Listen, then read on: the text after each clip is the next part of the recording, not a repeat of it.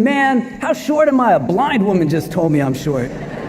So we had a conversation for a few moments, and as we wrapped up, this young woman who was blind, she couldn't see, she said to me, "You know, I thought you'd be a lot taller."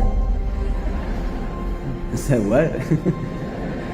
And she said, "Your voice, it's not coming from up here, but it's coming from down here."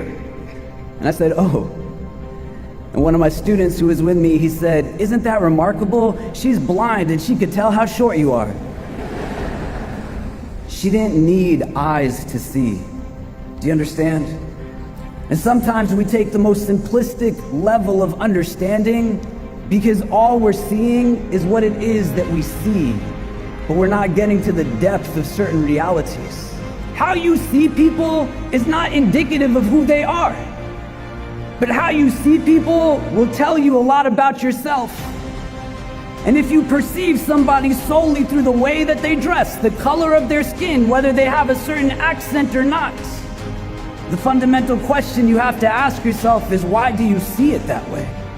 Your organs of sensory perception, they are not limited to the eyes that you see with, the ears that you hear with, the tongues that you taste with, the hands that you touch with, even the minds that you think with.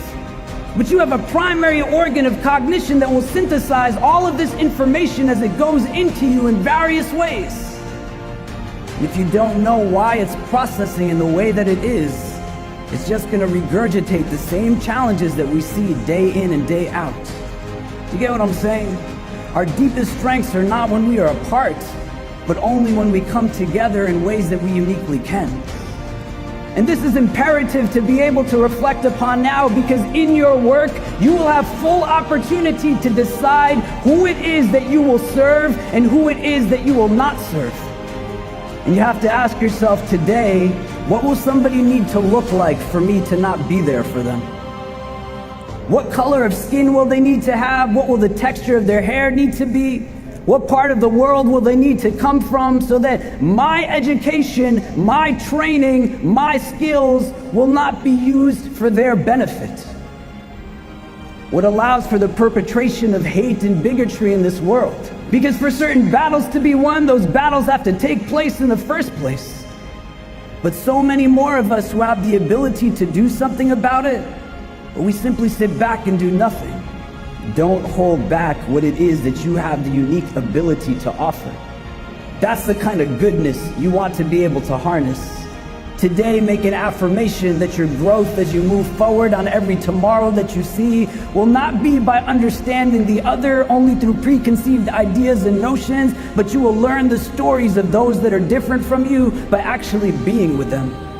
To take time to understand that what it is that we are fed is not often what is reality. And the gain will not be only for those that will benefit from your presence, but your perspectives will broaden in ways that you can't even imagine. May you be protected always from hearts that are not humble, tongues that are not wise, and eyes that have forgotten how to cry. You might be the only one that is standing when everyone else is seated. You might be the only one that is speaking when everyone else is silent. But you might be that critical voice, that critical body that ignites what is needed for everyone else to get going. Go forward and be the reason that people have hope in this world.